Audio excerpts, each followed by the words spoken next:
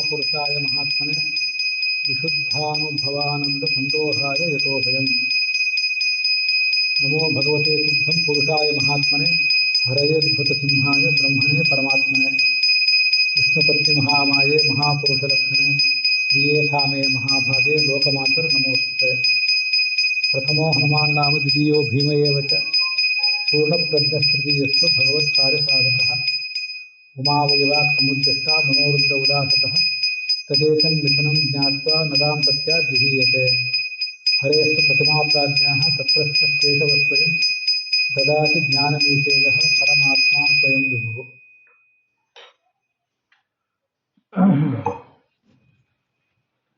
ಶ್ರೀ ಗುರುಭ್ಯೋ ನಮಃ. ಭಾಗವತದ ಮಂಡಲ ಸೇವಾ 48 ದಿವಸಗಳ ಕಾರ್ಯಕ್ರಮದಲ್ಲಿ ಇವತ್ತು 20ನೇ ಭಾಗ ನಾವು ನೋಡಬೇಕಾದದ್ದು. 7ನೇ ಸ್ಕಂಧದ ಪ್ರಾರಂಭ ಇವತ್ತು ಆಗಬೇಕಾಗಿದೆ.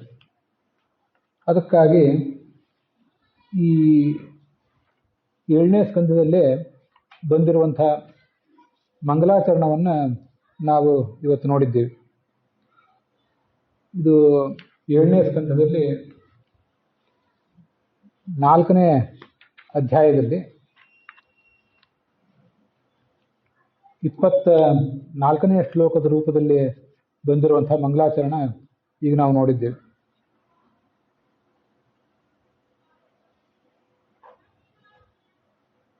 ಹಾಗೆ ನಮೋ ಭಗವತೆ ತುಭ್ಯಂ ಪುರುಷಾಯ ಮಹಾತ್ಮನೆ ಅಂತ ಇದು ಪ್ರಹ್ಲಾದ ನರಸಿಂಹನನ್ನು ಸ್ತೋತ್ರ ಮಾಡಿದ ಶ್ಲೋಕ. ಈ ಸ್ಕಂದದಲ್ಲಿ ಮುಂದಿನ ಅಧ್ಯಾಯಗಳಲ್ಲಿ ನರಸಿಂಹನ ಅವತಾರದ ಬಗ್ಗೆ ನಾವು ನೋಡೋರಿದ್ದೇವೆ. ಪ್ರಹ್ಲಾದನನ್ನು ಆತ ರಕ್ಷಿಸಿದ್ದು ಇತ್ಯಾದಿಗಳು ಈಗ ನಾವು ಶ್ರವಣ ಮಾಡಬೇಕಾದದ್ದು.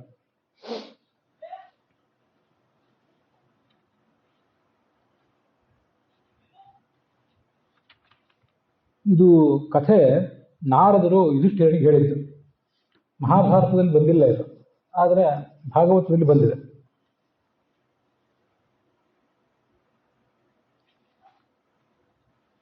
ಪರೀಕ್ಷಿತ ಮತ್ತೆ ಶುಕರ ನಡುವೆ ಸಂವಾದ ನಡೆದಿತ್ತು. ಭಗವಂತ ಭಕ್ತರನ್ನ ಮತ್ತೆ ದ್ವೇಷಿಗಳನ್ನ ಹೇಗೆ ಪ್ರತ್ಯೇಕಿಸ್ತಾನೆ? ಭಗವಂತ ತ್ರಿಗುಣರಹಿತ, ಸತ್ವರಜಸ್ತಮ ಗುಣಗಳು ಅವನಲ್ಲಿಲ್ಲ. ಅವನು ಭಕ್ತರನ್ನ ಪ್ರೀತಿಸುವುದು, ಅಸುರರನ್ನ ದ್ವೇಷಿಸುವುದು ಇದು ಹೇಗೆ ಅಂತ ಅವನೊಂದು ಪ್ರಶ್ನೆ ಕೇಳಿದ್ದ. ಆ ಪ್ರಶ್ನಕ್ಕೆ ಅವರು ಉತ್ತರ ಕೊಟ್ಟರು. ಶುಕ ಉತ್ತರ ಕೊಡುವಂಥ ಪ್ರಸಂಗ ಅದು. ಭಗವಂತ ಸೃಷ್ಟಿ ಮಾಡಿದಾಗ ಸತ್ವಗುಣ, ರಜೋಗುಣ, ತಮೋಗುಣ ಎಲ್ಲವನ್ನೂ ಅದರದರ ಪ್ರಮಾಣದಲ್ಲಿ ಅಭಿವೃದ್ಧಿ ಆಗುವಂತೆ ಮಾಡ್ತಾನೆ. ಭಗವಂತನಿಗೆ ಸ್ವಾಭಾವಿಕವಾಗಿ ದೇವತೆಗಳಲ್ಲಿ ಪ್ರೀತಿಯೂ ಇಲ್ಲ, ದೈತ್ಯರಲ್ಲಿ ದ್ವೇಷವೂ ಇಲ್ಲ. ದೇವತೆಗಳು ಸ್ವಾಭಾವಿಕವಾಗಿ ಭಗವಂತನಲ್ಲಿ ಭಕ್ತಿ ಮಾಡ್ತಾರೆ, ದೈತ್ಯರು ದ್ವೇಷ ಮಾಡ್ತಾರೆ. ಅದಕ್ಕಾಗಿ ಅವನು ನಿಷ್ಪಕ್ಷಪಾತಿಯೇ. ಅವನು ಅವರವರ ಭಾವನೆಗೆ ತಕ್ಕಂತೆ ಅವರಿಗೆ ಫಲ ಕೊಡ್ತಾನಷ್ಟೆ. ಈ ಸಂಬಂಧ ಈ ವಿಷಯದಲ್ಲಿ ನಾರದ ಮತ್ತೆ ಧರ್ಮರಾಜರ ನಡುವೆ ನಡೆದಂಥ ಒಂದು ಸಂವಾದ ಇದೆ, ಅದನ್ನು ಕೇಳು ಅಂತ ಆ ಕಥೆಯನ್ನು ಹೇಳಲಿಕ್ಕೆ ತೊಡಗಿದರು. ಧರ್ಮರಾಜ ರಾಜಸೂಯ ಯಾಗ ಮಾಡಿದ್ನಲ್ಲ ಇಂದ್ರಪ್ರಸ್ಥದಲ್ಲಿ, ಅಲ್ಲಿ ಶಿಶುಪಾಲನ ವಧ ಆಯಿತು. ಆವಾಗ ಧರ್ಮರಾಜ ನಾರದರನ್ನು ಕೇಳಿದಂತೆ. ನಾರದರನ್ನು ಕೇಳಿದ್ದು ಈ ಪ್ರಶ್ನೆ. ಏನಂತ ಪ್ರಶ್ನೆ ಕೇಳಿದ? ಶಿಶುಪಾಲನು ಕೂಡ ಭಗವಂತನನ್ನ ಬಾಲ್ಯದಿಂದಲೇ ದ್ವೇಷಿಸ್ತಿದ್ದ, ಆದರೆ ಅವನಿಗೆ ಹೇಗೆ ಸದ್ಗತಿ ಆಯಿತು? ಇದ್ರ ಬಗ್ಗೆ ನನಗೊಂದಿಷ್ಟು ವಿವರಗಳನ್ನು ಹೇಳ್ರಿ ಅಂತ ಅವನು ಕೇಳಿದ. ಶಿಶುಪಾಲ ಕೃಷ್ಣನ ಚಕ್ರಕ್ಕೆ ತುತ್ತಾಗಿ ಬಲಿಯಾದ ಕೂಡಲೇ ಅವನಿಗೆ ಸದ್ಗತಿ ಆಯಿತು ಅಂತ ಈ ಮಹಾಭಾರತದಲ್ಲಿ ಮತ್ತು ಭಾಗವತದಲ್ಲಿ ಎಲ್ಲ ಕಡೆ ಕೇಳಿ ಬರ್ತದೆ. ಅದು ಹೇಗೆ ಆತನಿಗೆ ಸದ್ಗತಿ ಆಯಿತು ಅದನ್ನು ಒಂದು ಸ್ವಲ್ಪ ವಿವರಿಸಿ ಹೇಳ್ರಿ.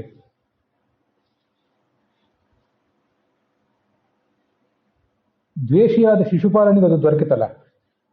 ಪ್ರಾಪ್ತಿಶ್ಚೈದ್ಯಸ್ಯ ವಿದ್ವಿಷಃ. ಅಲ್ಲಿ ಎಲ್ಲರೂ ನೋಡ್ತಿದ್ದಂತೆ ಆ ಭಗವಂತನಲ್ಲಿ ಆತ ಲೀನನಾಗಿ ಹೋದ. ಅದು ಹೇಗೆ? ಇದನ್ನು ಕೇಳಿದರೆ ನನ್ನ ಮನಸ್ಸಿಗೊಂದು ಬಹಳ ದೊಡ್ಡ ಗೊಂದಲ ಆಗಿದೆ. ಏನು ಭಗವಂತನ ಕುರಿತು ನಾವು ದ್ವೇಷ ಮಾಡಬೇಕೋ ಭಕ್ತಿ ಮಾಡಬೇಕು? ದ್ವೇಷ ಮಾಡಿದರೂ ಸದ್ಗತಿ ಆಗುವುದಾದರೆ ಭಕ್ತಿಯನ್ನು ಯಾಕೆ ಮಾಡಬೇಕು? ಹೀಗೆಲ್ಲ ಪ್ರಶ್ನೆ. ಅದಕ್ಕೆ ನಾರದರು ಕಥೆ ಹೇಳಲಿಕ್ಕೆ ತೊಡಗಿದರು.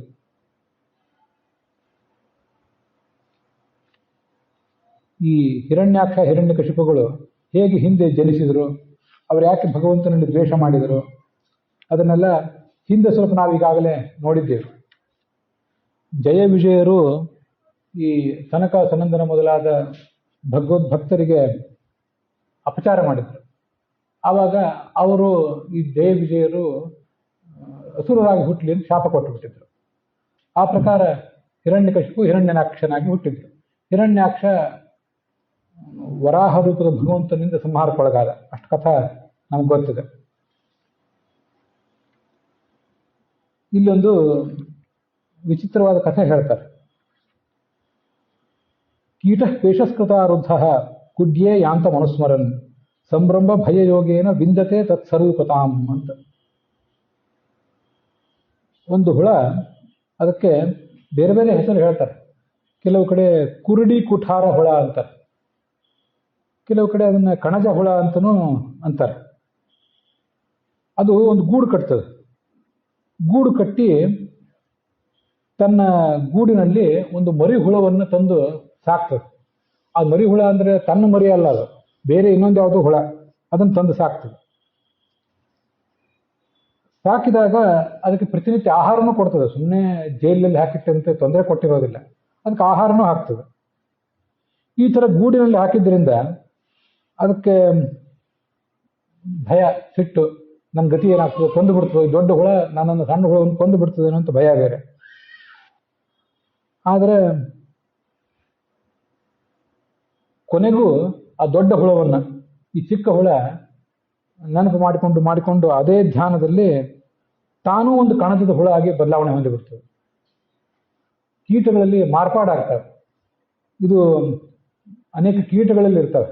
ಪಕ್ಷಿಗಳಲ್ಲಿ, ಪ್ರಾಣಿಗಳಲ್ಲಿ ಆ ಥರದ ಮಾರ್ಪಾಡಿರೋದಿಲ್ಲ. ಹೇಗೆ ಹುಟ್ಟಿರ್ತಾರೋ ಹಾಗೆ ಮುದುಕರಾಗಿ ಸತ್ತು ಹೋಗಿಬಿಡ್ತಾರೆ. 2 ಕೈ 2 ಕಾಲು ಇಟ್ಕೊಂಡು ನಾವು ಹುಟ್ಟುತ್ತೀವಿ, ಹಾಗೆ ಸತ್ತು ಹೋಗ್ತೀವಿ, ನಮಗಿದು ಗೊತ್ತಿದೆ.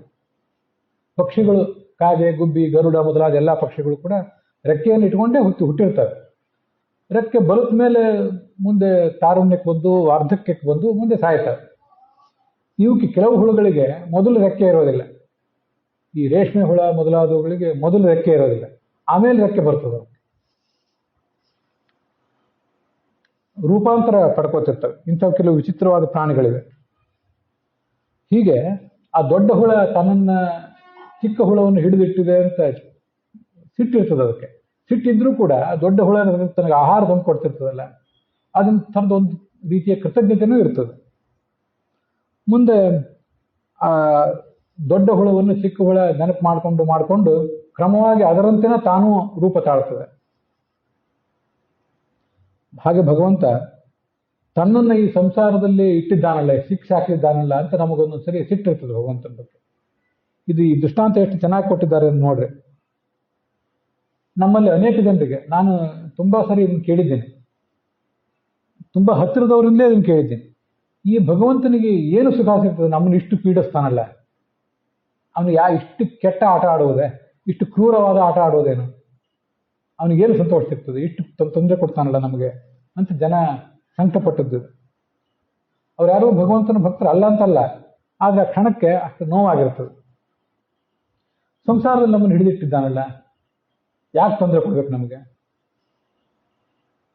ಕೆಲವು ಕಡೆ ಅಂತೂ ದೇವರನ್ನೇ ಕೆಟ್ಟ ಕೆಟ್ಟ ಶಬ್ದದಿಂದ ಬೈದವ್ರನ್ನ ಕೇಳಿದ್ದೇನೆ. ತೀರಾ ಯಾರ್ಯಾರು ನಮಗೆ ಬೇಡವಾದವ್ರನ್ನ ಕೆಟ್ಟ ಶಬ್ದಗಳಿಂದ, ಅಶ್ಲೀಲ ಶಬ್ದಗಳಿಂದ ಬೈತೀವಲ್ಲ, ಆ ಥರ ದೇವರನ್ನು ಬೈದವರನ್ನು ಅಷ್ಟೇ ಅಶ್ಲೀಲ ಶಬ್ದಗಳಿಂದ ದೇವರನ್ನು ಬೈದವ್ರನ್ನ ಕೇಳಿದ್ದೇನೆ ನಾನು. ಹೀಗೆ ಭಗವಂತನ ಬಗ್ಗೆ ಸ್ವಲ್ಪ ವೈರ ಮಾಡ್ತಾನೆ ಜೀವ, ಆದರೆ ಕ್ರಮವಾಗಿ ಆ ಭಕ್ತಿಯಿಂದ ಆ ಪಾಪವನ್ನೆಲ್ಲ ಕಳ್ಕೋತಾನೆ. ಮೊದಲು ಸಂಸಾರದಲ್ಲಿ ನಮಗೆ ಆದ ಕಷ್ಟಗಳನ್ನೆಲ್ಲ ಗಮನಿಸಿ, ಇಷ್ಟು ಕಷ್ಟ ಕೊಟ್ಟಿದ್ದಾನಲ್ಲ ದೇವರು, ಯಾಕೆ ಇವನ್ಯಾಕೆ ಕಷ್ಟ ಕೊಡಬೇಕು, ನಮಗೆ ತೊಂದರೆ ಕೊಡ್ಲಿಕ್ಕೆ ಇವನು ಯಾರು ಅಂತೆಲ್ಲ ಅಂದ್ಕೋತಾರೆ. ಆದರೆ ಕ್ರಮವಾಗಿ ಜ್ಞಾನ ಹೆಚ್ಚಿದಂತೆ, ಭಕ್ತಿ ಹೆಚ್ಚಿದಂತೆ, ಪಕ್ವತೆ ಸಿಕ್ಕಂತೆ ಆ ಭಗವಂತನ ದ್ವೇಷವನ್ನ ಕಳ್ಕೊತಾನೆ, ಕಳ್ಕೊಂಡು ಭಕ್ತಿಯನ್ನೇ ಪಡ್ತಾನೆ. ಕೊನೆಗೆ ಭಗವಂತರಲ್ಲಿ ಹೋಗಿ ತಲುಪ್ತಾನೆ. ಇದು ಅಲ್ಲಿರೋದು. ಈ ಅವರೊಂದು ಕಥೆ ಹೇಳಿದರು ಆ ನಾರದರು. ಗೋಪಸ್ತ್ರೀಯರು ಕಾಮದ ಮೂಲಕ ಭಗವಂತನನ್ನು ಆರಾಧನೆ ಮಾಡಿದರು, ಭಯದ ಮೂಲಕ ಕಂಸ ಆರಾಧನೆ ಮಾಡಿದ, ಶಿಶುಪಾಲ ಮೊದಲಾದವರು ದ್ವೇಷದ ಮೂಲಕ ಆರಾಧನೆ ಮಾಡಿದರು, ಯಾದವರು ತಮ್ಮ ಸಂಬಂಧಿಯವನು ತಮ್ಮ ಸಂಬಂಧಿಕ ಅಂತ ಅವನನ್ನು ಆರಾಧನೆ ಮಾಡಿದರು. ನೀವು ಕೂಡ ಸಂಭ್ರಮ ಸ್ನೇಹದಿಂದ ಪ್ರೀತಿಯಿಂದ ಆರಾಧನೆ ಮಾಡಿದ್ರಿ. ನಾವು ನಾರದಾದಿ ಮುನಿಗಳು ಆತನನ್ನು ಭಕ್ತಿಯಿಂದ ಆರಾಧನೆ ಮಾಡ್ತೀವಿ ಅಂತ ಇಲ್ಲೊಂದು ಶ್ಲೋಕ.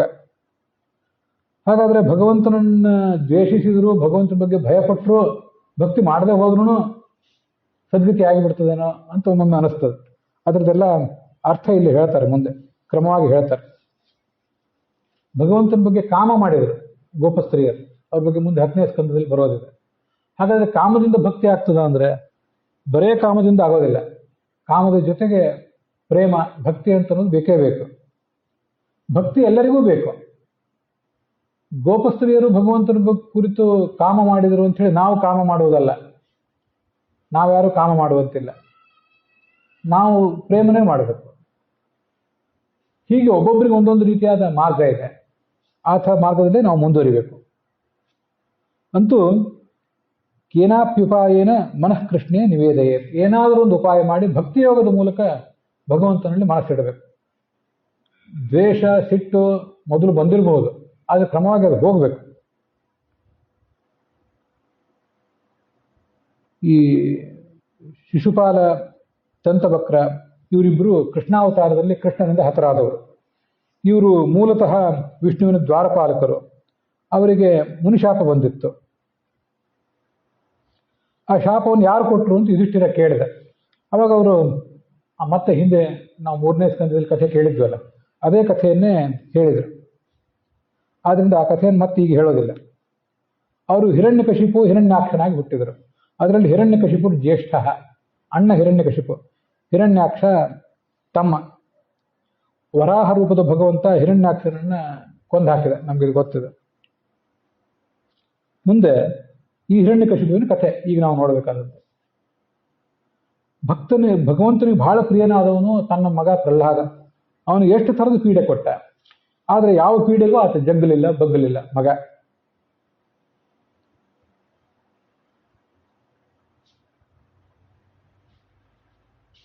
ಇದು ಒಂದು ಕಥೆ.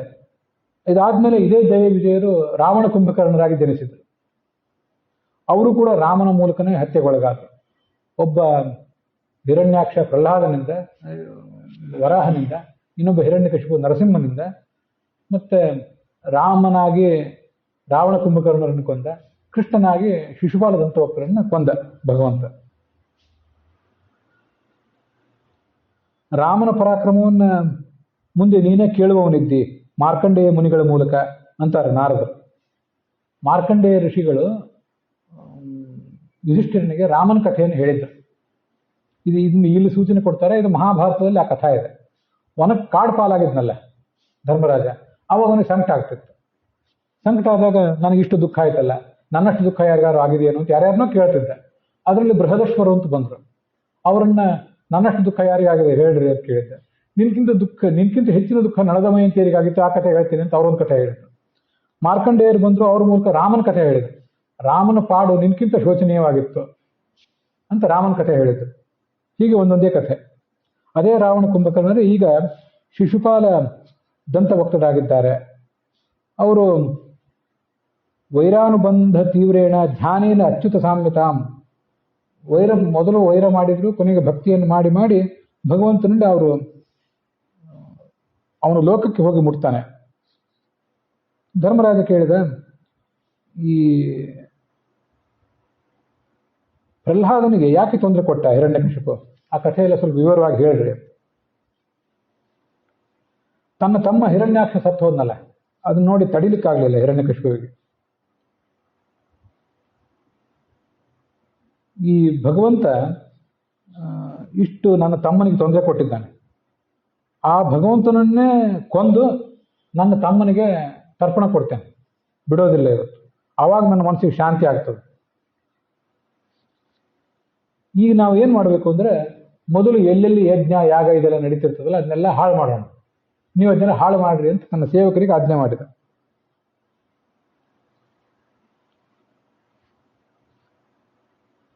ಮಚ್ಚೂಲ ಭಿನ್ನ ಗ್ರೀವಸ್ಯ, ನನ್ನ ಶೂಲಾಯುಧದಿಂದ ಭಗವಂತನ ಹರಿಯ ಕುತ್ತಿಗೆಯನ್ನು ಕತ್ತರಿಸಿ ನಾನು ಅವನಿಗೆ ನನ್ನ ತಮ್ಮನಿಗೆ ತರ್ಪಣ ಕೊಡ್ತೇನೆ.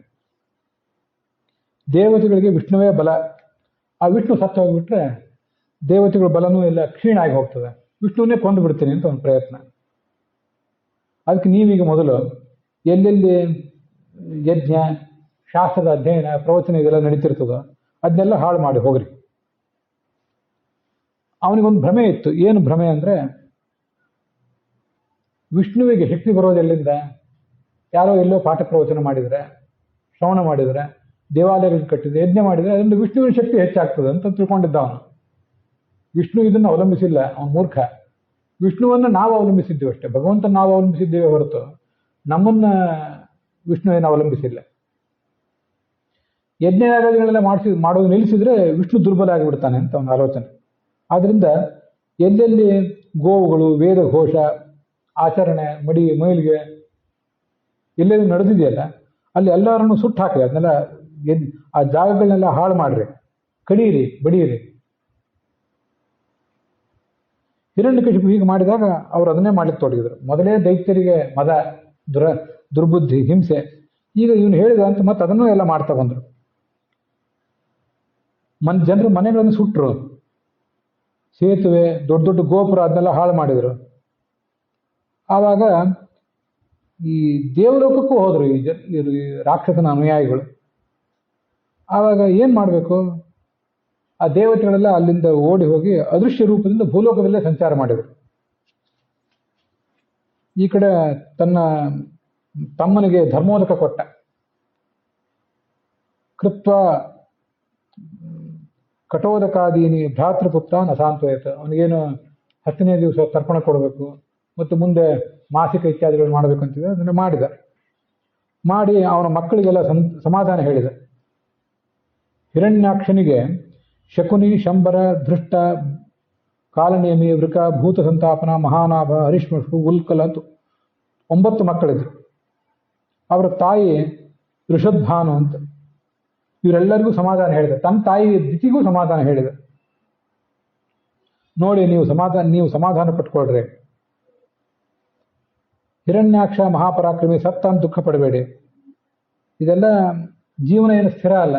ಇದು ನಮ್ಮಲ್ಲಿ ಒಂದು ಮಾತು ಹೇಳ್ತಿರ್ತಾರೆ, ಭೂತದ ಬಾಯಿಯಲ್ಲಿ ಭಗವದ್ಗೀತೆ ಬಂದಂತೆ, as a devil quoting the Bible ಅಂತ ಅವರು ಪಾಶ್ಚಾತ್ಯರು ಹೇಳ್ತಾರೆ. ದೆವ್ವಕ್ಕೆ ಬೈಬಲ್ಲು ಗೊತ್ತಿರ್ತದಂತೆ, ಅದನ್ನು ಕೋಟ್ ಮಾಡ್ತದೆ ಬೇಕಾದಾಗ, ಅಲ್ಲಿ ಹಾಗೆ ಹೇಳಿದೆ ಈಗ ಹೇಳಿದೆ ಅಂತ. ನೋಡಿ, ನಾವು ಎಲ್ಲ ಜೊತೆಗೆ ಬಾಳ್ತೇವ. ನಾನು ಹಿರಣ್ಯಾಕ್ಷ ಕೆಲವು ಕಾಲ ಇದ್ದೆವು. ಹಿರಣ್ಯಾಕ್ಷ ಸತ್ತೋದ. ಒಂದೆಲ್ಲೋ ಯಾತ್ರೆಗೆ ಹೋಗಿದ್ದೀವಿ, ಒಂದು ಛತ್ರದಲ್ಲಿ ಕೆಲವು ಜನ ಜೊತೆಗಿರ್ತಾರೆ. ಧರ್ಮಛತ್ರದಲ್ಲಿ ಎಷ್ಟು ದಿವಸ ಜೊತೆಗಿರ್ತಾರೆ? ತಮ್ಮ ಊರಿಗೆ ಹೋಗಿಬಿಡ್ತಾರೆ ಮುಂದೆ. ಅದರಂತೆ ಇದು ಜೀವನ ಅಶಾಶ್ವತ ಅನ್ನೋದನ್ನು ಬೋಧನೆ ಮಾಡ್ಲಿಕ್ಕೆ ತೊಡಗಿದೆ. ಪರಮಾತ್ಮ ನಿತ್ಯ, ಅವನಿಗೆ ನಾಶ ಇಲ್ಲ, ಆದರೆ ನಮಗೆಲ್ಲ ನಾಶ ಇದೆ. ಜೀವನಿಗೆ ಪಾಪಲೇಪ ಸಂಸಾರ. ಆದ್ರಿಂದ ಸಂಸಾರ ಇರುವುದೇ ಹೀಗೆ, ನೀವು ಭಯ ಪಡಬೇಡಿ ಅಂತ ಅವ್ರಿಗೆಲ್ಲರಿಗೂ ಸಮಾಧಾನ ಹೇಳಿದ. ಒಂದು ಬಾರಿ ಯಮ ಕೆಲವರಿಗೆ ಸಮಾಧಾನ ಹೇಳಿದಂತ ಕೆಲವು ಶ್ಲೋಕಗಳಿವೆ. ಪತಿಚ್ಯುತಂ ದಿಷ್ಟತಿ ದಿಷ್ಟರಕ್ಷಿತಂ ಗೃಹೇ ಸ್ಥಿತಂ ತದ್ವಿಹತಂ ವಿನಶ್ಯತಿ ಜೀವತ್ಯನಾಥೋಪಿ ತದೀಕ್ಷಿತೋ ವನೆ ಗೃಹೇಪಿ ಗುಪ್ತೋಸ್ಯ ಹತೋ ನ ಜೀವತಿ. ನಾವು ಸುರಕ್ಷಿತವಾಗಿರ್ತೇವೆ ಅಂತ ತಿಳ್ಕೊಂಡಿರ್ತೇವಲ್ಲ, ನಮ್ಮ ಸುರಕ್ಷೆ ಎಷ್ಟಿರೋದು? ಕೆಲವು ಬಾರಿ ನಾವು ಹೋಗಿ ಬೀದಿಗೆ ಬೀಳ್ತೇವೆ. ಬೀದಿಗೆ ಬಿದ್ದರೂ ಕೂಡ ಸುರಕ್ಷಿತರಾಗೇ ಇರ್ತೇವೆ. ಮನೆಯೊಳಗಿರ್ತೀವಿ, ಭಾರಿ ಸುರಕ್ಷಿತರಾಗಿರ್ತೀವಿ ಅಂತ ತಿಳ್ಕೊಂಡಿರ್ತೇವೆ. ಬೀದಿಗೆ ಹೋದ್ರೆ ಅಲ್ಲಿ ಸೇಫ್ಟಿ ಇರೋದಿಲ್ಲ, ಬೇಡ ಮನೆಯಲ್ಲೇ ಇರ್ತೀವಿ ಅಂತ ತಿಂದಿರ್ತೇವೆ. ಅದು ಇಲ್ಲೇ ಸತ್ತೋಗಿರ್ತೇವೆ. ಹೃದಯಾಘಾತಾಗಿ ಸತ್ತು ಹೋಗ್ಬೋದು, ಮತ್ತೇನೋ ಕಾರಣದಿಂದ ಸತ್ತು ಹೋಗ್ಬೋದು. ಬೀದಿಗೆ ಬಿದ್ದರೂ ಕೂಡ ಅಂತ ಅಸುರಕ್ಷಿತ ವಾತಾವರಣದಲ್ಲಿ ಯಾರೋ ನಮ್ಮನ್ನು ಕಾಪಾಡಿ ಬಿಡ್ಬೋದು. ಇದೆಲ್ಲ ಹೇಗೆ? ಭಗವಂತನ ಅನುಗ್ರಹ ಇದ್ದರೆ ಅನಾಥನಾಗಿ ಕಾಡು ತಲುಪಿದ್ರು ಅಲ್ಲೂ ಸುಖವಾಗಿರ್ತಾನೆ. ದೈವವೇ ನಮ್ಮನ್ನು ಕೊಲ್ಲಬೇಕು ಅಂತ ತೀರ್ಮಾನ ಮಾಡಿದರೆ ನಾವು ಮನೆಯಲ್ಲಿದ್ದರೂ ಸುರಕ್ಷಿತವಾಗಿರೋದಿಲ್ಲ. ಇದನ್ನ ಈ ಶ್ಲೋಕನ ಈ ಮಾತನ್ನು ನಾನು ಅನೇಕ ಸರಿ ಆಲೋಚನೆ ಮಾಡ್ಕೊಂಡಿರ್ತೇನೆ. ನಾವು ನಮ್ಮ ಮಕ್ಕಳನ್ನ ಕಾಪಾಡ್ತೇವೆ. ಕೆಲವು ಬಾರಿ ಪಶು ಪ್ರಾಣಿ ಪಕ್ಷಿಗಳನ್ನ ನೋಡಿದರೆ ಅವರ ಜೀವನ ತುಂಬ ಅಸ್ಥಿರ. ಅದರಲ್ಲೂ ಈ ಸಸ್ಯಾಹಾರಿ ಪ್ರಾಣಿಗಳಿರುತ್ತವೆ, ಅವಕ್ಕೆಲ್ಲ ಮಾಂಸಾಹಾರಿ ಪ್ರಾಣಿಗಳ ಕಾಟ, ನಾಯಿ ನರಿ ತೋಳ ಮೊದಲಾದವು. ಎಷ್ಟು ಕಷ್ಟ, ಎಷ್ಟು ಅಸ್ಥಿರ. ಹೆತ್ತ ಮಕ್ಕಳೆಲ್ಲ ಉಳಿತವೆ ಅಂತಿಲ್ಲ. ಬಹಳ ಭಯಾನಕ. ನಮ್ಮ ಜೀವನ ಸ್ಥಿರ ಅಂತ ನಾವು ಅನ್ಕೋತೇವೆ. ನಮಗಿರೋ 1-2 ಮಕ್ಕಳು, ಅವುಗಳನ್ನ ಕಣ್ಣಲ್ಲಿ ಕಣ್ಣಿಟ್ಟು ಕಾಪಾಡ್ತೇವೆ. ಆದರೆ ವಸ್ತುತಃ ಜೀವನ ಎಷ್ಟು ಅಸ್ಥಿರ. ನಾವು ಏನು ಮಕ್ಕಳು ನೋಡ್ಕೊಳ್ಳೋರಿದ್ದೇವೆ, ಭಗವಂತ ನೋಡ್ಕೊಂಡ ಅಂತ ಇದೆಲ್ಲ ನಡೆದಿದೆ ಅಷ್ಟೆ. ಇದು ತುಂಬ ಅಸ್ಥಿರ ಜೀವನ. ಆ ಹಿಂದೆ ಕಥೆ ಹೇಳಿದ್ದು, ಒಂದು ಮಗು ವಿಮಾನದಿಂದ ಬಿದ್ದಿತ್ತು. ವಿಮಾನದಿಂದ ಬಿದ್ದ ಮಗು, ಉಳಿದವರೆಲ್ಲ ಸತ್ತೋಗಿದ್ರು, ಆ ಒಂದು ಮಗು ಮಾತ್ರ ಬದುಕಿತ್ತು. ಅದರ ಪಕ್ಕದಲ್ಲಿ ಒಂದು ಸೂಟ್ಕೇಸ್ ಓಪನ್ ಆಗಿತ್ತು, ಅಲ್ಲಿ ಭಗವದ್ಗೀತೆ ಪುಸ್ತಕ ಇತ್ತು. ಅನನ್ಯಾಶ್ಚಿಂತಯಂತೋ ಮಾಂ, ಯಾರು ನನ್ನನ್ನು ಅನನ್ಯ ಭಕ್ತಿಯಿಂದ ಧ್ಯಾನ ಮಾಡ್ತಾರೋ ಅವ್ರಿಗೆ ನಾನು ರಕ್ಷಣೆ ಕೊಡ್ತೀನಿ ಅಂತ, ಅವ್ರ ಯೋಗಕ್ಷೇಮ ನೋಡ್ಕೋತೀನಿ ಅಂತ ಭಗವದ್ಗೀತಾ ಶ್ಲೋಕ ಅಲ್ಲಿತ್ತು ಅಂತ ಒಂದು ಕಥೆ ಹೇಳಿದ್ದೆ ಹಿಂದೆ.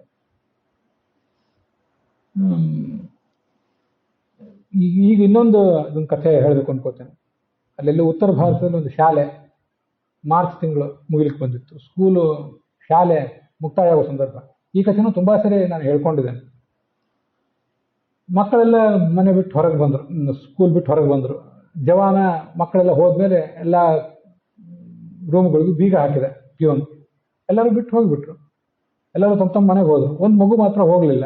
ಅವ್ರ ತಾಯಿ ಆ ಮಗು ಯಾಕೆ ಇನ್ನೂ ಬಂದಿಲ್ಲ ಅಂತ ವಿಚಾರ ಮಾಡಿದ್ರು. ಅವ್ರು ಗೆಳೆಯಂದ್ರ ಮನೆಗೆಲ್ಲ ಹೋದ್ರು. ಇನ್ನೂ ಇಲ್ಲ, ನಮ್ಮ ಮಕ್ಕಳು ಬಂದಿದ್ದಾರೆ, ನಿಮ್ಮ ಮಗು ಇಲ್ಲಿ ಬಂದಿಲ್ಲ ಅಂತ ಅವರೆಲ್ಲ ಆದರು. ಜವಾನನ್ನು ಕೇಳಿದ್ರು, ಪ್ರಿನ್ಸಿಪಾಲ್ ಕೇಳಿದ್ರು, ಯಾರಿಗೂ ಏನೂ ಗೊತ್ತಿಲ್ಲ. ಪೊಲೀಸ್ಗೆ ಕಂಪ್ಲೇಂಟ್ ಆಯಿತು, ಎಲ್ಲೂ ಸಿಗಲೇ ಇಲ್ಲ ಮಗು, ಕೊನೆಗೂ ಸಿಗಲಿಲ್ಲ. ಜೂನ್ ತಿಂಗಳಲ್ಲಿ ಶಾಲೆ ಓಪನ್ ಆಯಿತು. ಎಲ್ಲ ಕೊಠಡಿಗಳನ್ನು ತೆಗಿತಾರೆ. ತೆಗೆದ್ರೆ ಆ ಒಂದು ಕೊಠಡಿಯಲ್ಲಿ ಕೊನೇ ಬೆಂಚಿನಲ್ಲಿ ಮಗುವಿನ ಅಸ್ಥಿ ಪಂಜರ. ದಿಗ್ಭ್ರಾಂತಿ ಆಯ್ತು ನನ್ನ ಕಥೆ ಕೇಳಿ. ಮಗು ಅಲ್ಲಿ ಮಲ್ಕೊಂಡ್ಬಿಟ್ಟಿದೆ. ಅದು ಶಾಲೆ ಮುಕ್ತಾಯ ಆಗೋ ಸಂದರ್ಭದಲ್ಲಿ ಮಲ್ಕೊಂಡ್ಬಿಟ್ಟಿದೆ. ಅದು ಎದ್ದಿಲ್ಲ. ಮಕ್ಕಳಿಗೆ ಜವಾಬ್ದಾರಿ ಇರೋದಿಲ್ಲ. ಆ ಮಗು ನೆಬ್ಸ್ಕೊಂಡು ಹೋಗ್ಬೇಕು ಅಂತ ಉಳಿದ ಮಕ್ಕಳಿಗೆ ಗೊತ್ತಾಗಿಲ್ಲ. ಅದು ಬೆಂಚ್ ಮೇಲೆ ಮಲ್ಕೊಂಡಿದ್ದರಿಂದ ಜವಾನರಿಗೆ ಉಳಿದವರಿಗೆ ಕಾಣಿಸಿಲ್ಲ. ಅದು ಕೊನೆಯ ಬೆಂಚ್ ಬೇರೆ, ಸತ್ತೋಗ್ಬಿಟ್ಟಿದೆ ಅಲ್ಲೇ. ಇದು ವಿಚಾರ ಮಾಡಿ, ನಿಮ್ಮ ಮಕ್ಕಳಿಗೆ ಹಿಂಗಾಗಿದ್ವಿ ಎಷ್ಟು ಭಯ ಪಡ್ತಿದ್ವಿ ನಾವು. ಮಕ್ಕಳಿಗೆ ತಂದೆ ತಾಯಿಯಿಂದ ಬಿಟ್ಟಿರೋದು ಎಷ್ಟು ಆತಂಕದ ಸಂಗತಿ, ಎಷ್ಟು ಭಯದ ಸಂಗತಿ. ತಿಂದು ಎಷ್ಟು, ಅದು ಸಾಯ್ಲಿಕ್ಕೆ ಎಷ್ಟು ದಿವಸ ಆಗಿರ್ಬೋದು, 1-1.5 ತಿಂಗಳಾಗಿರ್ಬೋದು, ಅಥವಾ 15 ದಿವಸ ಆಗಿರ್ಬೋದೇನೋ. ಹಸಿವು, ನೀರಡಿಕೆ, ತಂದೆ ತಾಯಿಯಿಂದ ಸಿಕ್ಕಿಲ್ಲ ಅಂತ ದುಃಖ, ಕತ್ತಲಿನ ಭಯ, ಎಷ್ಟು ಸಂಕಟ ಪಟ್ಟಿರ್ಬೇಕು ಆ ಮಗು. ಆ ಮಗುವನ್ನು ಕೊಲ್ಲಿಕ್ಕೆ ಯಾವ ರೌಡಿಗಳು ಪ್ರಯತ್ನ ಪಟ್ಟಿದ್ರು? ಯಾವ್ದಾದ್ರು ರೋಗ ಬಂದಿತ್ತ? ಯಾರಾದ್ರೂ ಮಕ್ಕಳ ಅಪಹರಣಕಾರರು ಬಂದಿದ್ರ? ಏನೂ ಇಲ್ಲ. ಈ ಜಗತ್ತಿನಲ್ಲಿ ಯಾವ ಶಕ್ತಿಯೂ ಆ ಮಗುವನ್ನು ಕೊಲ್ಲಬೇಕು ಅಂತ ಪ್ರಯತ್ನ ಪಟ್ಟಿದ್ದಿಲ್ಲ. ಒಂದು ಪರಾಶಕ್ತಿ, ಮಹಾಶಕ್ತಿ ಮಾತ್ರ ಆ ಮಗುವನ್ನು ಕೊಲ್ಲಬೇಕು ಅಂತ ಪ್ರಯತ್ನ ಪಟ್ಟಿತ್ತು. ಅದು ದೈವ. ದೈವವೇ ಮಗುವನ್ನು ಕೊಲ್ಲಬೇಕು ಅಂತ ಪ್ರಯತ್ನ ಪಟ್ಟುಬಿಟ್ಟಾಗ ಇನ್ನು ಉಳಿಯೋದು ಹೇಗೆ? ಆ ಮಗು ಏನು ಮಾಡಿ? ಅದು ಬೇರೆ ಏನೂ ಆಲೋಚನೆ ಇಲ್ಲ ಅದಕ್ಕೆ. ನಿದ್ದೆ ಬಂದಿದೆ, ನಿದ್ದೆ ಒತ್ತಡ ಮಾಡ್ಕೊಂಡ್ಬಿಡ್ತಾರೆ. ನಿದ್ರೆಯಿಂದ ಹೋಗಿಬಿಡ್ತು. ಆಕ್ಸಿಡೆಂಟ್ ಆಗಿ ಸಾಯ್ತಾರೆ, ಅಗ್ನಿ ಅವಘಡ ಆಗಿ ಸಾಯ್ತಾರೆ, ಏನೇನೋ ಆಗಿ ಸಾಯ್ತಾರೆ. ಹೇಗೆ ಸತ್ತಿತ್ತು ಮಗು? ಆ ಮಗು ಅಲ್ಲಿ ಮಲ್ಕೊಂಡಿದ್ದು ಸ್ವಲ್ಪ ಎಚ್ಚರ ಆದಮೇಲೆ ಸುಮಾರು 6-7 ಗಂಟೆಗೆ ಬಾಗಿಲು ಬಡದಿದೆ. ದಡ ಅಂತ ಸಪ್ಪಳಾಗಿದೆ. ಆದರೆ ಶಾಲೆ ಊರು ಹೊರಗೆ, ಹೆಚ್ಚು ಊರಿನ ಜನರಿಗೆ ಕೇಳಿಸಿಲ್ಲ ಅದು. ಯಾರಿಗೋ ಕೆಲವರಿಗೆ ಅಲ್ಲೇನೋ ಭೂತ ಪ್ರೇತ ಪಿಶಾಚದ ಬಾಧೆ ಇದ್ದಿರಬೇಕು, ಹೆದರಿ ಆ ಕಡೆ ಹೋಗೇ ಇಲ್ಲ ಅವರು. ಎಂಥ ಭಯಾನಕ ಅಂತ ಜೀವನ. ನನಗೆ ಆಶ್ಚರ್ಯ ಅನ್ಸೋದು. ನಿಮ್ಮ ಮಕ್ಕಳು ಎಷ್ಟು ಸರಿ ಬೀದಿಗೆ ಬಿದ್ದಿರ್ತಾರೆ, ರಸ್ತೆಗೆ ಹೋಗ್ತಾರೆ, ಇದಕ್ಕಿದ್ದ ಕೈ ತಪ್ಪಿಸ್ಕೊಂಡು ರಸ್ತೆಗೆ ನುಗ್ಗಿ ಬಿಡ್ತಾರೆ, ಎಲ್ಲೆಲ್ಲೋ ಓಡಾಡ್ತಾರೆ. 1-2 ವರ್ಷದ ಮಕ್ಕಳು.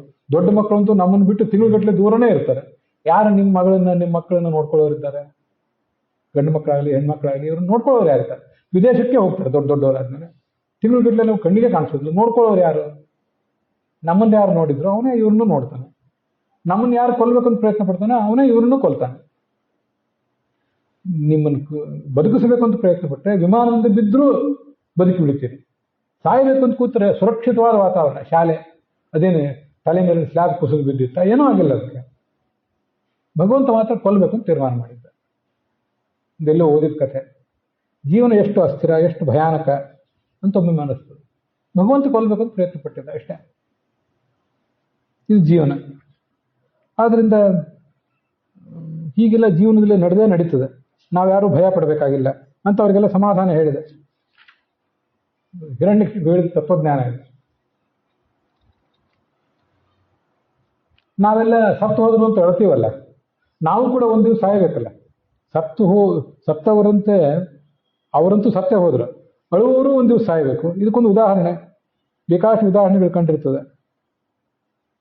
ಜಗತ್ತಿನಲ್ಲಿ ಪ್ರಾಣಿ ಪಕ್ಷಿಗಳನ್ನು ಬೇಟೆಯಾಡುವ ಬೇಟೆಗಾರನೂ ಒಂದು ದಿವಸ ಸಾಯಲೇಬೇಕು. ಇದ್ರ ಗತಿ ಏನು? ಜಗತ್ತು ಹೇಗೆ? ಹಿರಣ್ಯಕಶಿಪು ಆ ಯಮನ ಮಾತುಗಳನ್ನ, ಕೆಲವು ಮಾತುಗಳನ್ನೆಲ್ಲ ಕೋಟ್ ಮಾಡಿದೆ. ಈ ಜೀವ ದೇಹ ಬಿಟ್ಟು ಹೋಗ್ತಾನೆ ಒಂದು ಕಾಲಕ್ಕೆ, ಮತ್ತೊಂದು ಯಾವುದೋ ಕಾಲಕ್ಕೆ ಬರ್ತಾನೆ.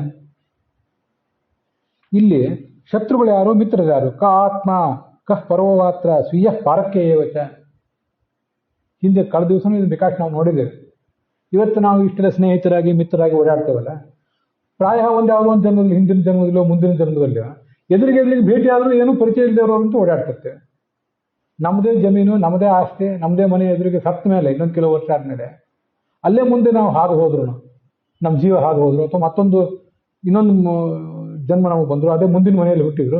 ಆ ಮುಂದಿನ ಮನೆಯಲ್ಲಿ ನಾನಿದ್ದೆ ಅಂತ ಇದಕ್ಕೇನು ಗೊತ್ತೇ ಇರೋದಿಲ್ಲ.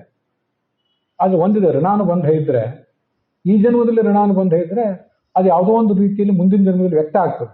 ಗೊತ್ತಿಲ್ಲದೆ ಇರ್ಬೋದು, ಆದರೆ ವ್ಯಕ್ತ ಆಗ್ತದೆ ಇನ್ನೊಂದು ಯಾವುದೋ ರೀತಿಯಲ್ಲಿ. ಅದು ಸುಮ್ಮನೆ ಇರೋದಿಲ್ಲ. ಇಲ್ಲದೆ ಹೋದ್ರೆ ಆಗದೇನೂ ಇರ್ಬೋದು.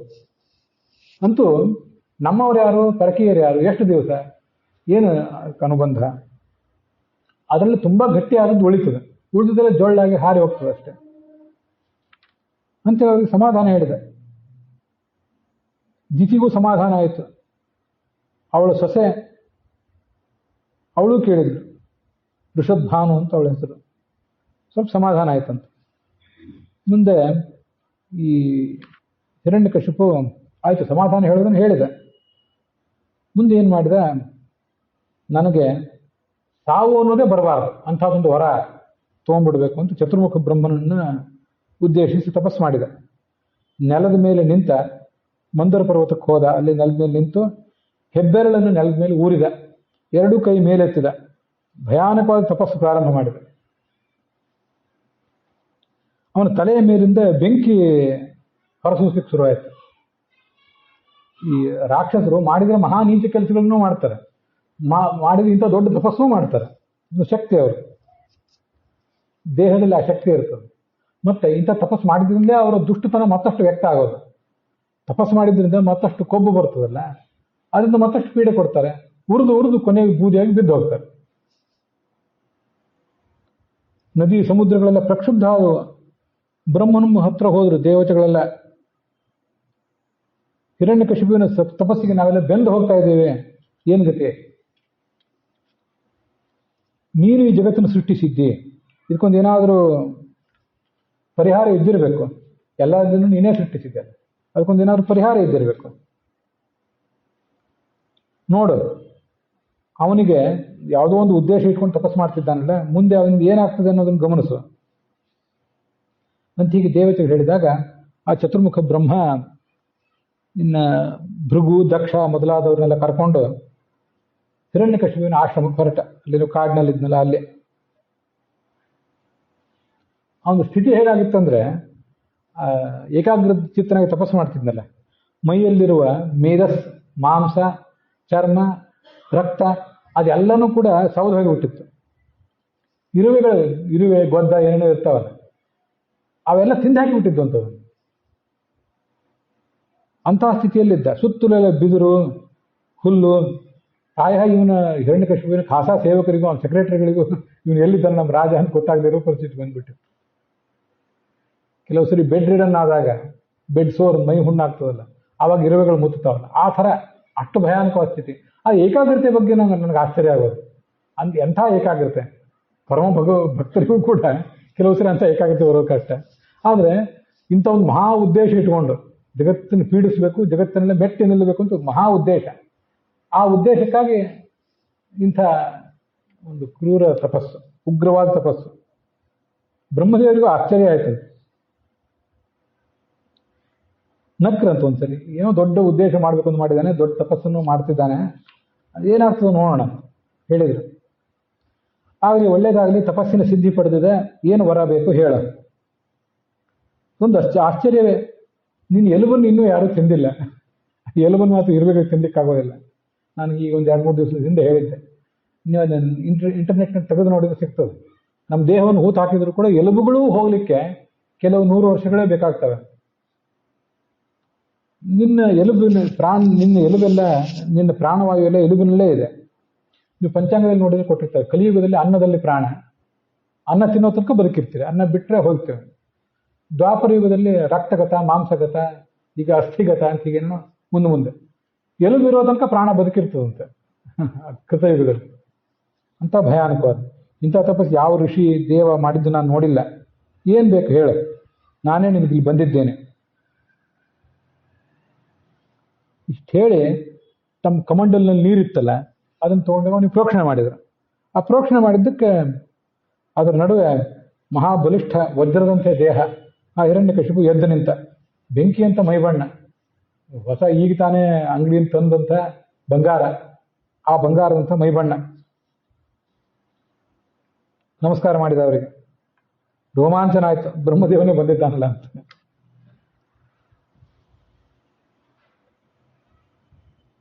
ಈ ಹರಿ ಜಗತ್ತನ್ನು ಸೃಷ್ಟಿ ಮಾಡಿದ. ಮೊದಲು ಹರಿ ಬಗ್ಗೆ ಅವನಿಗೆ ಗೊತ್ತಿದೆ, ಯಾಕಂದ್ರೆ ಒಳಗೆ ಇದನ್ನು ತಿಳ್ಕೋಬೇಕು. ನಾವು ಯಾರೂ ಕೂಡ ಒಂದು ಜೀವ ಅಲ್ಲ, ದೇಹ ಒಂದಿರ್ತದೆ, ಇದರೊಳಗೆ ಒಂದು ಯಾವುದೋ ಸಜ್ಜೀವ ಇರ್ತದೆ, ಒಂದು ಯಾವುದೋ ದುರ್ಜೀವನೂ ಇರ್ತದೆ. ನಮ್ಮನ್ನು ಕೆಟ್ಟ ಕೆಲಸಕ್ಕೆ ಮಾಡಿಸ್ಲಿಕ್ಕೆ ದುರ್ಜೀವ ಇರ್ತದೆ, ಒಳ್ಳೆ ಕೆಲಸ ಮಾಡಿಸ್ಲಿಕ್ಕೆ ದೇವತೆಗಳು ಮೊದಲಾದವರು ಇರ್ತಾರೆ, ಅದ್ರ ಜೊತೆಗೆ ನಾವು ಇರ್ತೇವೆ. ಒಳಗೆ ದೇವತೆ ಇರ್ತಾನಲ್ಲ, ದೇವತೆಗಳಿದ್ದಾರಲ್ಲ, ಅವರು ಜಯ ವಿಜಯರಿದ್ದಾರಲ್ಲ, ಅವ್ರಿಗೊಂದು ಒಳ್ಳೆ ಭಕ್ತಿನೋ ಭಗವಂತನ ಪ್ರಾರ್ಥನೆ ಮಾಡ್ತಾರೆ. ಆ ಹರಿಗೆ ನಮಸ್ಕಾರ, ಪರಾಯ ಮಹತೇ ನಮಃ. ಚತುರ್ಮುಖ ಬ್ರಹ್ಮನಿಗೆ ನಮಸ್ಕಾರ ಮಾಡೋದು ಮುಗೀತು, ಈಗ ಪರಬ್ರಹ್ಮನಿಗೆ ನಮಸ್ಕಾರ ಮಾಡ್ತಿದ್ದಾನೆ, ಪರಮಾತ್ಮನಿಗೆ. ಅವನ ಸ್ತೋತ್ರ ಏನಾದ್ರು ಕೇಳಿದ್ರೆ ನಿತ್ಯ ಪೂಜಾ ಕಾಲದಲ್ಲಿ ಹೇಳ್ಬೇಕು ಆ ಸ್ತೋತ್ರ, ಅದು ಅಂತ ಅದ್ಭುತವಾದ ಸ್ತೋತ್ರ.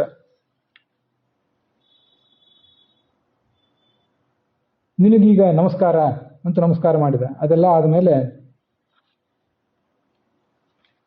ಹೀಗೆ ಹೇಳಿದ, ನನಗೀಗ ವರ ಬೇಕಾಗಿದೆ. ಏನು ವರ ಅಂದರೆ, ನೀನು ಚತುರ್ಮುಖ ಬ್ರಹ್ಮ ಈ ಜಗತ್ತಿನಲ್ಲಿ ಯಾರನ್ನು ಸೃಷ್ಟಿ ಮಾಡಿದ್ದೆ, ಅವ್ರು ಯಾರಿಂದಲೂ ನನಗೆ ಸಾವು ಬರಬಾರ್ದು ಅಂತ ವರ ಕೇಳ್ಕೊಂಡೆ. ಒಳಗೆ ಬರಬಾರ್ದು, ಹೊರಗೆ ಬರಬಾರ್ದು, ಕತ್ತಲೆಯಲ್ಲಿ ಬರಬಾರ್ದು, ಹಗಲಿನಲ್ಲಿ ಬರಬಾರ್ದು, ರಾತ್ರಿಯಲ್ಲಿ ಬರಬಾರ್ದು, ಯಾವ ಆಯುಧದಿಂದಲೂ ಸಾವು ಬರಬಾರ್ದು, ಅಂತರಿಕ್ಷದಲ್ಲಿ ಬರಬಾರ್ದು, ಭೂಮಿ ಮೇಲೆ ಬರಬಾರ್ದು, ಮಾನವರಿಂದ ಬರಬಾರ್ದು, ಮೃಗದಿಂದ ಬರಬಾರ್ದು, ಎಲ್ಲ ಕಂಡೀಷನ್ ಹಾಕಿದೆ. ನಿರ್ಜೀವ ಇರುವ ವಸ್ತು ಯಾವುದೋ ಖಡ್ಗನೋ ಮತ್ತೇನೋ ಒಂದು, ಅದರಿಂದ ಸಾವು ಬರಬಾರ್ದು. ಮತ್ತೆ ಅದು ಕಂಬಕ್ಕೆ ತಲೆ ಹೊಡೆದು ಡಿಕ್ಕಿ ಹೊಡೆದು ಸಾಯುವ ಪರಿಸ್ಥಿತಿ ಬರಬಾರ್ದು. ಜೀವವುಳ್ಳ ವಸ್ತುವಿನಿಂದೂ ಬರಬಾರ್ದು, ಸುರರಿಂದ ಬರಬಾರ್ದು, ಅಸುರರಿಂದ ಬರಬಾರ್ದು, ಸರ್ಪಗಳಿಂದ ಬರಬಾರ್ದು, ರಣರಂಗದಲ್ಲಿ ನನಗೆ ಎದುರಾಳಿಯೇ ಇರಬಾರ್ದು, ಎಲ್ಲರ ಮೇಲೆ ನನಗೆ ಆಧಿಪತ್ಯ ಇದು ಬರಲಿ. ಚತುರ್ಮುಖ ಬ್ರಹ್ಮದೇವ ಆಗಲಿ ಅಂತ ಅವನಿಗೆ ಆಶೀರ್ವಾದನೆ ಮಾಡಿದ. ನಮಗೆ ವಿಚಿತ್ರವಾಗಿ ಕಾಣಿಸ್ತದೆ, ಯಾಕೆ ಇಂಥವೆಲ್ಲ ಆಶೀರ್ವಾದ ಮಾಡ್ತಾರೆ ಅಂತ. ಇಂಥ ವರ ಎಲ್ಲ ನಿಮಗೆ ಸಿಗೋದಿಲ್ಲ, ತೆಪ್ಪಗಿರುವಂತ ಅನುಭವ ಚತುರ್ಮುಖ ಬ್ರಹ್ಮ ಅಂತ. ಹಾಗಲ್ಲ, ಮಂತ್ರಕ್ಕೆ ಏನು ಶಕ್ತಿ ಇರ್ತದೋ ಅದನ್ನು ದೇವತೆಗಳು ಮಾಡಿ ಹೋಗಿಬಿಡ್ತಾರೆ. ಮತ್ತೆ ಇನ್ನೊಂದು ಪ್ರಶ್ನೆ ನಮಗೆ ಬರ್ಬೋದು, ಹಿರಣ್ಯಕಶಿಪು ಮೊದಲಾದವರು ಇಂಥ ಕೆಟ್ಟ ತಪಸ್ಸು ಮಾಡಿದ್ರು, ರಾವಣ ತಪಸ್ಸು ಮಾಡಿದ, ಅವ್ರಿಗೆ ಯಾಕೆ ಈ ಶಕ್ತಿ ಬಂತು ಅಂತ ಕೇಳೋಕ್ಕಿಂತ ಮುಂಚೆ, ಈಗ ನಮ್ಮ ಸುತ್ತಮುತ್ತಲು ಕೆಲವರು ದುಷ್ಟರು ಇದ್ದಾರಲ್ಲ, ರಾಜಕಾರಣಿಗಳಿರ್ತಾರೆ, ಮತ್ತೆ ಅವರು ನೀಚರಾದ ಆಡಳಿತಗಾರರು ಇರ್ತಾರೆ, ಪ್ರಜಾಪೀಡಕರು ಇರ್ತಾರೆ, ಅವರಿಗೆಲ್ಲ ಈ ಅಧಿಕಾರ ಸಂಪತ್ತು ಯಾಕೆ ಬಂತು? ದೇವರೇ ಅಲ್ಲ ಕೊಟ್ಟಿದ್ದ, ಕೊಟ್ಟ ಯಾಕೆ ಅಂತ ಒಂದು ಆಲೋಚನೆ ಮಾಡಬೇಕು. ಇದಕ್ಕೆಲ್ಲದಕ್ಕೂ ಒಂದೇ ಉತ್ತರ, ಚತುರ್ಮುಖ ಬ್ರಹ್ಮ ರಾವಣ ಕುಂಭಕರ್ಣಾದಿಗಳಿಗಿಂತ ವರ ಯಾಕೆ ಕೊಡ್ತಾನೆ? ದೇವರು ಇವರಿಗೆ ದುಷ್ಟರಿಗೆ ಇಂಥ ಅಧಿಕಾರ ಸ್ಥಾನ ಮಾನ ಇದೆಲ್ಲ ಯಾಕೆ ಕೊಡ್ತಾನೆ? ಎಲ್ಲ ಪ್ರಶ್ನೆಗೂ ಒಂದೇ ಉತ್ತರ. ಒಬ್ಬ ದುರ್ಜೀವ ಆಗಲಿ ಒಬ್ಬ ಸಜ್ಜೀವ ಆಗಲಿ, ಅವನಿಗೆ ಅವನದೇ ಆದೊಂದು ಸಾಧನೆ ಇದೆ. ಆ ಸಾಧನೆಯನ್ನು ಅವನು ಮಾಡ್ತಾನೆ ಹೋಗ್ಬೇಕು, ಒಂದು ಹಂತ ತನಕ ಏರ್ತಾನೆ, ಏರಿ ಆಮೇಲೆ ಅವನು ಬೀಳಬೇಕು, ಅದು ಪ್ರಕೃತಿ ನಿಯಮ. ಸಜ್ಜನರು ಅಷ್ಟೇ, ಒಂದು ಹಂತ ತನಕ ಏರಿ ಸದ್ಗತಿ ಪಡಿಬೇಕು, ಅದೊಂದು ನಿಯಮ. ಮತ್ತು ಅವ್ರು ಮಂತ್ರ ಅಂದಿರ್ತಾರೆ, ಮಂತ್ರಕ್ಕೆ ತಕ್ಕಂತೆ ಫಲ ಸಿಗಲೇಬೇಕು. ಇಲ್ಲಿ ಎರಡು ಸಂಗತಿ, ಭಗವಂತನ ಭಕ್ತರಿಗೆ ಬರಬಾರದ ಆಪತ್ತು ಬರ್ತದಲ್ಲ, ಇದು ಯಾಕೆ ಭಗವಂತ ಕೊಡ್ತಾನೆ ಅನ್ನೋ ಪ್ರಶ್ನೆನೂ ಕೇಳ್ಕೋಬೇಕು. ಹಾಗೆ ಭಗವಂತನ ಭಕ್ತರು ಅಲ್ಲದೆ ಇದ್ದವರಿಗೆ, ನೀಚರಿಗೆ ಈ ಸಂಪತ್ತು ಅಧಿಕಾರ ಬರ್ತದೆ, ಅದ್ಯಾಕೆ ಬರ್ತದೆ ಅಂತೂ ಕೇಳ್ಕೋಬೇಕು. ಇವೆರಡಕ್ಕೂ ಒಂದೇ ಉತ್ತರ, ಇವೆರಡೂ ಅಶಾಶ್ವತ. ಭಗವಂತನ ಭಕ್ತರಿಗೆ ಬಂದ ಆಪತ್ತು ಅಶಾಶ್ವತ, ದುರ್ಜನರಿಗೆ ಬಂದ ಅನುಕೂಲ, ಸಂಪತ್ತು, ಅಧಿಕಾರ, ದೌಲತ್ತು ಅದು ಅಶಾಶ್ವತ. ಆದ್ರಿಂದ ಅವ್ರ ಜೀವಮಾನದಲ್ಲಿ ಏನೋ ಬದಲಾವಣೆಗಳಾಗಬೇಕಾಗಿರ್ತದೆ. ದುರ್ಜನರಿಗಾದ್ರೂ ಕೈಯಲ್ಲಿ ಬಲ ಇದ್ರೆ ಜಗತ್ತಿಗೆ ಪೀಡೆ ಮಾಡ್ತಾರೆ. ಹಿರಣ್ಯಕಶಿಪುವಿಗೆ ನಿಮ್ಮಂತೆ ಸಾಧಾರಣ ಮನುಷ್ಯ ಆಗಿದ್ರೆ ಅವನು ಜಗತ್ತಿಗೆ ಮಹಾ ಕಂಟಕಾಗಿ ಆಗ್ತಿದ್ದ. ದೊಡ್ಡ ಕಂಟಕ ಆಗ್ಬೇಕಾದ್ರೆ ದೊಡ್ಡ ಶಕ್ತಿಯೂ ಬೇಕಲ್ಲ, ಮತ್ತೆ ಕಂಟಕ ಆಗಲಿಕ್ಕೆ ಪವರ್ ಎಲ್ಲಿದೆ? ಹೆಚ್ಚು ಪಾಪ ಮಾಡಬೇಕು ಅವನು. ಹೆಚ್ಚು ಪಾಪ ಮಾಡಿದರೆ ಅವನಿಗೆ ಹೆಚ್ಚು ಫಲ, ದುಷ್ಫಲ. ಸಜ್ಜನರಾದವರು ಹೆಚ್ಚು ಸತ್ಕರ್ಮ ಮಾಡಬೇಕು, ಅದರಿಂದ ಅವ್ರಿಗೆ ಸತ್ಫಲ. ಇದು ಜಗತ್ತಿನ ವ್ಯವಸ್ಥೆ ಇದೆ. ಅದಕ್ಕೆ ಈಗೇನು ಕೊಟ್ಟಿರ್ತಾನಲ್ಲ, ಭಗವಂತನ ಭಕ್ತರಿಗೆ ಆಪತ್ತು ಕೊಟ್ಟರು, ಭಗವಂತನ ಭಕ್ತರು ಅಲ್ಲದೆ ಇದ್ದವರಿಗೆ ಸಂಪತ್ತು ಕೊಟ್ಟರು, ಎರಡರದ್ದು ಉದ್ದೇಶ ಅವರನ್ನು ಬೆಳೆಸುವುದು. ಬೆಳೆದು ಅವ್ರು ಎಲ್ಲಿಗೆ ಹೋಗ್ಬೇಕೋ ಅಲ್ಲಿಗೆ ಹೋಗ್ಬೇಕದು. ಇದು ನಮಗೆ ಗೊತ್ತಾಗೋದಿಲ್ಲ, ಆದರೆ ವಸ್ತುತ ಆದ್ರೂ ಉದ್ದೇಶ ಅದು. ಆಯ್ತು, ಚತುರ್ಮುಖ ಬ್ರಹ್ಮ ಆಯ್ತು, ಬಹಳ ದುರ್ಲಭವಾದ ವರ ಆದರೂ ಕೊಟ್ಟಿದ್ದೇನೆ ಅಂತ ಅಲ್ಲಿಂದ ಹೊರಟೋಗ್ಬಿಟ್ರು. ಇವನು ಭಗವಂತನಲ್ಲಿ ದ್ವೇಷ ಶುರು ಮಾಡಿದ. ಎಲ್ಲ ಲೋಕಗಳನ್ನು ಗೆದ್ದ. ಗಂಧರ್ವರು, ಪಕ್ಷಿಗಳು, ನಾಗರು, ಸಿದ್ಧ, ಚಾರಣ, ವಿದ್ಯಾಧರ, ಭೂತ, ಪ್ರೇತ, ಇಡೀ ಪ್ರಪಂಚವನ್ನೆಲ್ಲ ಗೆದ್ದುಬಿಟ್ಟ. ಲೋಕಪಾಲಕರು ಇಂದ್ರ, ಅಗ್ನಿ, ವರುಣ ಮೊದಲಾದ ಲೋಕಪಾಲಕರು ಇರ್ತಾರಲ್ಲ, ಅವರೆಲ್ಲರ ಶಕ್ತಿಯನ್ನು ತಾನೇ ತುಂಬಿಕೊಂಡ.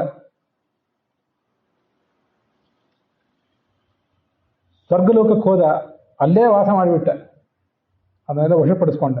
ದೇವೇಂದ್ರನ ಅರಮನೆ ಇವಂದೇ ಅರಮನೆ ಆಯ್ತು, ಹಿರಣ್ಯಕಶಿಪುವಿಂದೇ ಅರಮನೆ ಆಗಿಬಿಡ್ತು.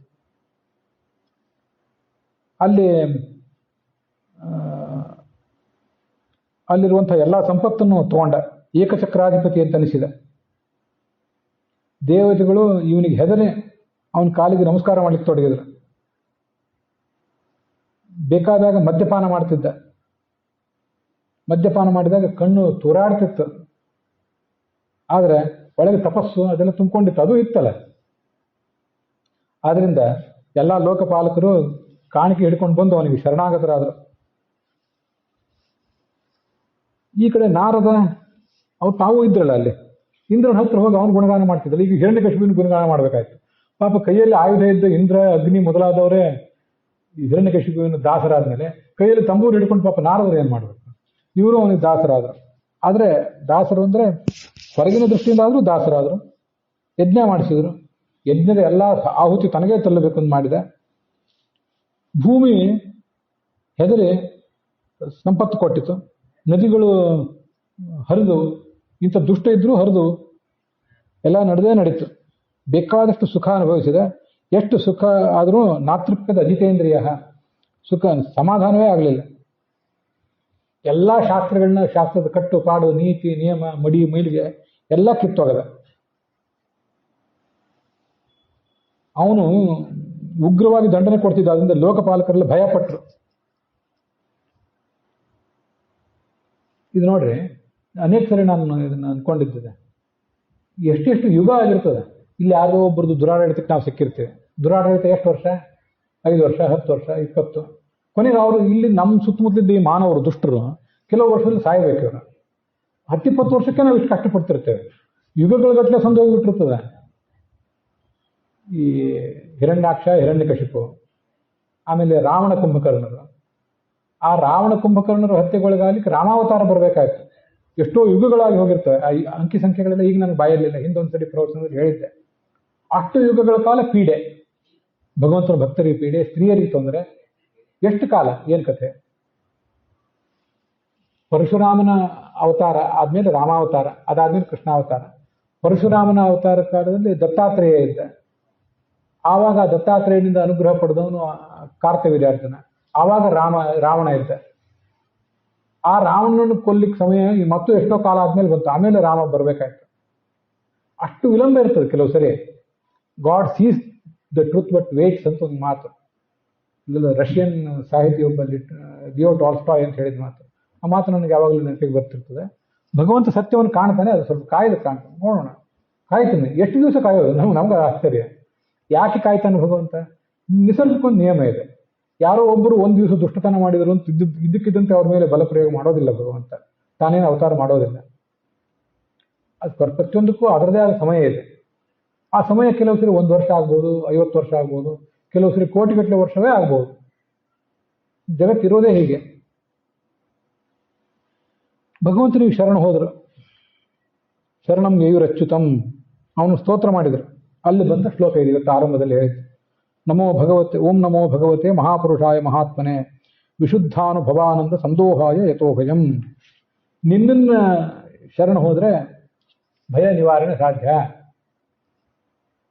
ನೀನು ಜ್ಞಾನಾನಂದ ಸ್ವರೂಪ.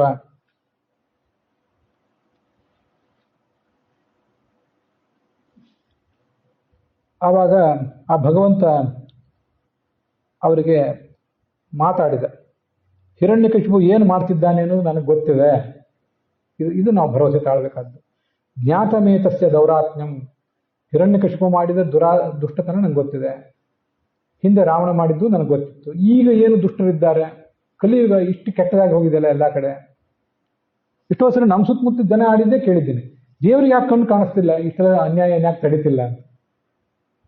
ದೇವ್ರೇ ನೀವೇನು ದೇವ್ರಿಗೆ ಸೆಕ್ರೆಟರಿಗಳ? ನಿಮ್ಮ ಮಾತು ಕೇಳಿ ದೇವರು ತನ್ನ ಕಾರ್ಯಭಾರ ತನ್ನ ಟೈಮ್ ಟೇಬಲ್ ಸೆಟ್ ಮಾಡ್ಕೋಬೇಕಾ ಹೇಗೆ? ನನ್ನ ಟೈಮ್ ಇದೆ, ಗೊತ್ತಿದೆ, ತಕ್ಕ ಉಪಾಯ ಮಾಡ್ತೇನೆ. ಕಾಲಸ್ತಾವ ಪ್ರತೀಕ್ಷತಾಂ ಭಗವಂತ ಕೊಟ್ಟ ಆಶ್ವಾಸನೆ. ಕಾಯಲಿ ಅಂತ ಅವನು ಹೇಳಿದಾನೆ, ಕಾಯಬೇಕಷ್ಟೇ ನಾವು. ತೆಲ್ಲೆಣಿಸಿದ್ರು ಕಂಡ್ಯ ತಾಳು ಮನವೇ. ಎಲ್ಲದಕ್ಕೂ ಭಗವಂತ ಕೊಡ್ತಾನೆ, ಇದಕ್ಕೆ ಸಂಶಯ ಇಲ್ಲ. ಕಾಯ್ತಾನ ಅವನು. ಅವನು ದೇವತೆಗಳನ್ನ, ಜ್ಞಾನಿಗಳನ್ನ, ಗೋವುಗಳನ್ನ, ಶಾಸ್ತ್ರಗಳನ್ನು ದ್ವೇಷ ಮಾಡ್ತಾನಂತ ಮಾಡಲಿ. ಆದರೆ ಒಬ್ಬನೇ ಮಗ ಒಬ್ಬನೇ ಮಗ ಅಲ್ಲ, ಇನ್ನೂ 3 ಜನ ಸಹೋದರರಿದ್ದರು. ಪ್ರಹ್ಲಾದ, ಅನುಹ್ಲಾದ, ಸಂಹ್ಲಾದ ಹೀಗೆಲ್ಲ. ಆ ಪ್ರಹ್ಲಾದನ ಮೇಲೆ ಅವನು ಕೈ ಎತ್ತಿದಾಗ ನಾನು ಎದ್ದು ಬರ್ತೇನೆ, ಅಲ್ಲಿ ತನಕ ತಡೀರಿ ಅಂತ. ಅದೊಂದು ದೇವ್ರು ಕೊಟ್ಟದ್ದು ಆಯಿತು. ಹಾಗಾದ್ರೆ ಇನ್ನು ಹಿರಣ್ಯಕಶಿಪುವಿನ ಕಥೆ ಮುಗೀತು ಅಂತ ತಿಳ್ಕೊಂಡ್ರು ದೇವತೆಗಳೆಲ್ಲ. ಅವರೆಲ್ಲ ಹೊರಟೋದ್ರು. ಅವನಿಗೆ 4 ಜನ ಮಕ್ಕಳಿದ್ರು. ಅವ್ರ ಹೆಸರು ಬೇರೆ ಬೇರೆ ಕಡೆ ಬಂದಿದೆ, ಪ್ರಹ್ಲಾದ, ಅನುಹ್ಲಾದ, ಸಂಹ್ಲಾದ ಹೀಗೆಲ್ಲ. ಇವನೇ ಪ್ರಹ್ಲಾದ. ಆ ಶಬ್ದಕ್ಕೆ ಏನರ್ಥ ಅಂದರೆ, ನಾನು ಹಿರಣ್ಯಕಶಿಪುವಿನ ಶಬ್ದಕ್ಕೆ ಅರ್ಥ ಹೇಳಿದ್ದೆ. ಬಂಗಾರದ ದಿಂಬು ಇದ್ದವನು. ನಮಗೆಲ್ಲ ಬಂಗಾರದ ಒಂದೊಂದು ಸರ, ಒಂದೊಂದು ಏನೋ ರಿಂಗ್ ಇದ್ರೆ ಅದೇ ದೊಡ್ಡದು. ಅವನ ದಿಂಬೇ ಬಂಗಾರದ ದಿಂಬು, ಅವನ ಹಾಸಿಗೆ ಬಂಗಾರದ್ದು. ಇವನು ಪ್ರಹ್ಲಾದ. ಆಹ್ಲಾದ ಅಂದರೆ ಸಂತೋಷ, ಎಲ್ಲರಿಗೂ ಸಂತೋಷ ಕೊಡುವವನು. ಮಹಾ ಸತ್ಯಸಂಧ, ಗುರು ಹಿರಿಯರಿಗೆ ತಗ್ಗಿ ನಡೆದವನು. ಎಲ್ಲ ಕಡೆ ಭಗವಂತನ ಕಾಣ್ತಿದ್ದ. ಅಹಂಕಾರ, ಉದ್ದಟತನ ಅನ್ನೋದೇ ಅವನಲ್ಲಿಲ್ಲ. ಹುಟ್ಟಿದ್ದು ಅಸುರ ಜಾತಿ, ಆದರೆ ಮಹಾಭಗವದ್ಭಕ್ತ. ದೇವತೆಗಳು ಎಲ್ಲಿಯಾದರೂ ಪ್ರಹ್ಲಾದನ ಉದಾಹರಣೆ ಕೊಡ್ತಿರ್ತಾರಂತೆ, ಪ್ರಹ್ಲಾದನಂತೆ ಇರಬೇಕು ಅಂತೇಳಿ. ಅಂಥ ಅದ್ಭುತವಾದ ವ್ಯಕ್ತಿತ್ವ ಅವನು. ಬಾಲಕನಾಗಿದ್ದಾಗಲೂ ಕೂಡ ಆಟದ ಸಾಮಾನ್ಯ ಜೊತೆ ಅವನು ಆಟ ಆಡ್ತಾನೆ ಇರಲಿಲ್ಲ. ಯಾವತ್ತು ಭಗವಂತನ ಧ್ಯಾನದಲ್ಲೇ ಮುಳುಗಿರ್ತಿದ್ದ. ಕೂತರೆ, ತಿಂದರೆ, ಉಂಡರೆ ಎಲ್ಲ ಕಡೆ ಭಗವಂತನ ಧ್ಯಾನ. ಕೆಲವೊಮ್ಮೆ ಭಗವಂತನ ಚಿಂತೆಯಲ್ಲಿ ಅಳ್ತಾನೆ, ಕೆಲವೊಮ್ಮೆ ನಗತಾನೆ, ಜೋರಾಗಿ ಹಾಡ್ತಾನೆ. ಒಮ್ಮೊಮ್ಮೆ ಅವನ ಲೋಕವೇ ಬೇರೆ. ನದತಿ ಕ್ವಚಿತ್ ಉತ್ಕಂಠ, ಇದ್ದಕ್ಕಿದಂತೆ ಹರೇತ ಜೋರಾಗಿ ಕಿರ್ಚಿದಾನೆ. ಲಜ್ಜೆ ಬಿಟ್ಟು ಕುಣಿತಾನೆ. ಅವನಿಗೇನಾಗಬೇಕಾಗಿ, ಜಗತ್ತು ಯಾರು ಏನು ಅನ್ಕೊಂಡ್ರೆ ಏನಾಗಬೇಕಾಗಿದೆ ಅವನಿಗೆ? ಭಗವಂತ ಮಾಡಿದಂತೆ ಅವನ ಲೀಲೆಗಳನ್ನು ತಾನು ಅನುಕರಣೆ ಮಾಡ್ತಾನೆ. ಕೆಲವು ಕಡೆ ಭಗವಂತನ ಭಕ್ತರ ಸಹವಾಸ ಮಾಡ್ತಾನೆ. ಅಂಥ ಹಿರಣ್ಯಕಶಿಪು, ಅಂಥ ಪ್ರಹ್ಲಾದನ ಬಗ್ಗೆ ಈ ಹಿರಣ್ಯಕಶಿಪು ದ್ರೋಹ ಮಾಡಿಬಿಟ್ಟ. ಯುಧಿಷ್ಠಿರನ ತಡಿಲಿಕ್ಕಾಗಲಿಲ್ಲ. ಏನೇನು ದ್ರೋಹ ಮಾಡಿದ ಅನ್ನೋದು ಹೇಳ್ಬಿಡ್ರಿ, ಕೇಳ್ತೀವಿ ಅದನ್ನೆಲ್ಲ. ಈಗ ನೀವು ಅರ್ಧಂಬರ್ಧ ಕಥೆ ಹೇಳಿದ್ರೆ ನಿಮ್ಗೆ ಸಮಾಧಾನ ಆಗೋದಿಲ್ಲ, ಪೂರ್ತಿ ಹೇಳ್ರಿ. ಯಾಕೆ ಅವನಾದರೂ ತನ್ನ ಮಗನ ದ್ವೇಷ ಯಾಕೆ ಮಾಡಿದ, ಏನೇನು ಪ್ರಯತ್ನ ಪಟ್ಟ ಅದನ್ನು ಹೇಳ್ರಿ ಅಂತ ಕೇಳಿದೆ. ಅಲ್ಲಿಗೆ ಭಾಗವತದ ಈ 7ನೇ ಸ್ಕಂದದ 4ನೇ ಅಧ್ಯಾಯ ಇವತ್ತು ಸಮಾಪ್ತ ಆಗಿದೆ. ಮುಂದೆ ಅವನು ಯಾವ ಥರ ಕೊಲ್ಲಿಕ್ಕೆ ಪ್ರಯತ್ನ ಪಟ್ಟ ಅನ್ನೋದನ್ನೆಲ್ಲ ನಾಳೆ ದಿವಸ ನೋಡೋಣ. ಅಲ್ಲಿಗೆ ಇವತ್ತಿನ ಈ ಭಾಗ ಸಮಾಪ್ತವಾಗಿದೆ.